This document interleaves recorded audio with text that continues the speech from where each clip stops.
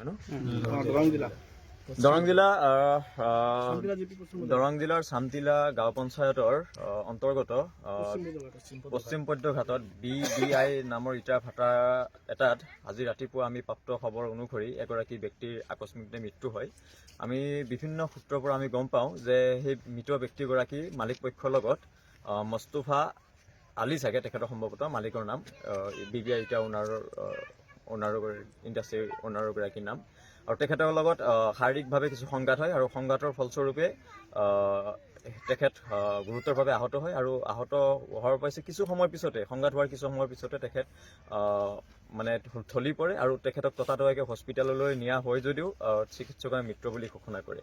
এতিয়া আটাইতকৈ ডাঙৰ বিশ্বাস্য বিষয় হ'ল এই দুখীয়া শ্ৰেণীৰ লোকসকলে বিভিন্ন দূৰ দূৰণিৰ পৰা বৰপেটাৰ পৰা জানিব পাৰিছোঁ বৰপেটাৰ পৰা আহিছে আৰু বৰপেটাৰ পৰা আহিছে তেখেতসকলৰ পৰিয়াল লৈ তেখেতসকলৰ কণ ল'ৰা ছোৱালীসকলক লৈ আহিছে। তেখেতসকলৰ ভৱিষ্যত ইতিমধ্যে অন্ধকাৰলৈ গুচি গৈছে, কিন্তু আজি এটা জীৱনো হেৰুৱাব লগা হ'ল।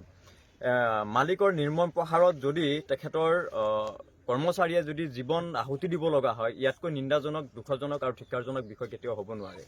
আৰু এই সমগ্ৰ পূব পদ্যঘাট দৰংবাসীৰ কাৰণে এক লজ্জানত ঘটনা। আমি দৰংবাসী হিচাপে আমি এক লজ্জা পাইছোঁ, দৰংবাসী নাগৰিক হিচাপে আমাৰ মনত দুখ লাগিছে আৰু আমি সংগঠনৰ উত্তৰ পূৰ্বাঞ্চল সংখ্যালঘু ছাত্ৰ সন্থাৰ তৰফৰ পৰা কৈছোঁ এই ঘটনাৰ এক ন্যায়িক তদন্ত হ'ব লাগে আৰু ইতিমধ্যে পৰিয়ালবৰ্গই গোচৰ ৰুজু কৰিছে বুলি আমাক অৱগত কৰিছে।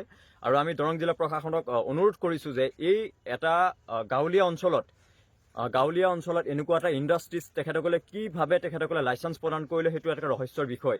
কিয়নো আমাৰ জানে যে পূব পদ্যঘাট হওক, আমাৰ এই অঞ্চলটো হওক, এই পশ্চিম পদ্যঘাটৰ অঞ্চলটো এক কৃষি প্ৰধান অঞ্চল। গতিকে এই কৃষি প্ৰধান অঞ্চলত এনেকুৱা ধৰণৰ ডাঙৰ যিবোৰ ইণ্ডাষ্ট্ৰিজ বহে, ইণ্ডাষ্ট্ৰিৰ পৰা বিভিন্ন ধৰণৰ প্ৰদূষণ, বিভিন্ন ধৰণৰ ইয়াৰ পৰা যিবোৰ মানে ৰাসায়নিক পদাৰ্থ নিৰ্গৰিত হয়, এই ৰাসায়নিক পদাৰ্থখিনি এই অঞ্চলৰ জৈৱ বাতাবৰণ এক কুলষিত কৰাও আমি দেখিবলৈ পাইছোঁ। গতিকে ইয়াত এক নিশ্চিতভাৱে ৰহস্য আছে, কিয়নো আমি আহি দেখাবলৈ পাইছোঁ বা আমি এই ইটাৰ ভাটাৰ কৰ্মচাৰীসকলক, শ্ৰমিকসকলক আমি তেখেতৰ লগত মত বিনিময় কৰাত গম পাইছোঁ ইয়াত মালিক পক্ষৰ যিমানখিনি তেখেতসকলে ইকুইপমেণ্ট আছিলে, আপোনাৰ JCB, আপোনাৰ ট্ৰেক্টৰ, এক্সকেভেটাৰ যিবোৰ আছিলে, মালিক পক্ষই ইয়াৰ পৰা আঁতৰাই লৈ গ'ল আৰু মালিক পক্ষ মস্তফা নামৰ যিজন মালিক আছিলে তেখেত ইতিমধ্যে পলায়ন কৰিছে, পলায়ন কৰিছে। গতিকে আমি জানিব বিচাৰিছোঁ যে তেখেত যদি প্ৰকৃততে তেখেত যদি সৎ সাহস আছিলে, এই ক্লেছটোৰ লগত তেখেত জড়িত নাছিলে, তেখেত পলায়ন হ'ব নালাগিছিল। আৰু আমি জিলা প্ৰশাসনক অতি ক্ষিপ্ৰতাৰে এই ঘটনাটোৰ আমি তদন্ত কৰিবলৈ কাৰণে অনুৰোধ জনাইছোঁ। অন্যথা আমি উত্তৰ পূৰ্বাঞ্চল সংখ্যালঘু ছাত্ৰ সন্থাৰ তৰফৰ পৰা ইয়াত আমি বৃহৎভাৱে গণতান্ত্ৰিক আন্দোলন গঢ়ি তুলিম। কিয়নো এগৰাকী মানুহৰ জীৱন তেখেতকতো আমি ঘূৰাই দিব নোৱাৰোঁ, কিন্তু তেখেতৰ নিচিনাকৈ যে দ্বিতীয়গৰাকী ব্যক্তি যাতে শ্ৰমিকে যাতে ইয়াত প্ৰাণ আহুতি দিব নালাগে বা ইয়াত যাতে তেখেতে প্ৰাণ দিব নলগা হয় মালিক পক্ষৰ বৰ্বৰতা বা প্ৰহাৰত, সেই ব্যৱস্থা কিন্তু সুনিশ্চিত হ'ব লাগে। আৰু আপোনালোকে দেখিছে যে সৰু কণমানি পোৱালিবোৰ দেখিছোঁ, বাচ্চা দেখিছোঁ, কিছুমান পোৱালি আছে, আপোনাৰ 2 মহীয়া আছে, 1 বছৰীয়া বাচ্চা আছে, 2 বছৰীয়া আছে। এইসকলৰ ল'ৰা ছোৱালীক কিন্তু যিটো নেকি শিক্ষাৰ অধিকাৰ সম্পূৰ্ণ খৰ্ব কৰা হৈছে।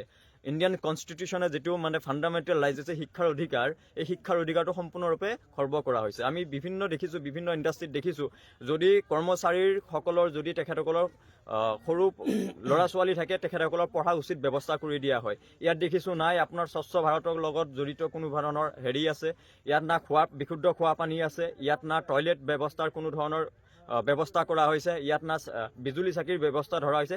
ইয়াত মানে এক আখৰিক পৰিৱেশেৰে মানুহখিনিক তেখেতে মালিক পক্ষ ইয়াত ৰাখিছে।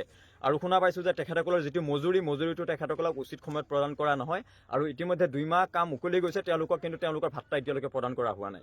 গতিকে এই বিষয়বস্তুটো সম্পূৰ্ণ এক অতি ক্ষিপ্ৰতাৰে এই বস্তুটো তদন্ত হ'ব লাগে আৰু তদন্ত হৈ দোষীক কঠোৰৰ পৰা কঠোৰ শাস্তি দিব লাগে। আৰু যদি দোষীক কঠোৰ শাস্তি দিয়াত যদি চৰকাৰ বা প্ৰশাসন ব্যাহত হয়, তেনেহ'লে কিন্তু ইয়াৰ ভৱিষ্যত যি গণতান্ত্ৰিক পন্থাৰে আমি ইয়াৰ কাৰ্যক্ৰমণিকা ল'ম, তাৰ কাৰণে কিন্তু চৰকাৰ জগৰীয়া হ'ব বা প্ৰশাসন জগৰীয়া হ'ব।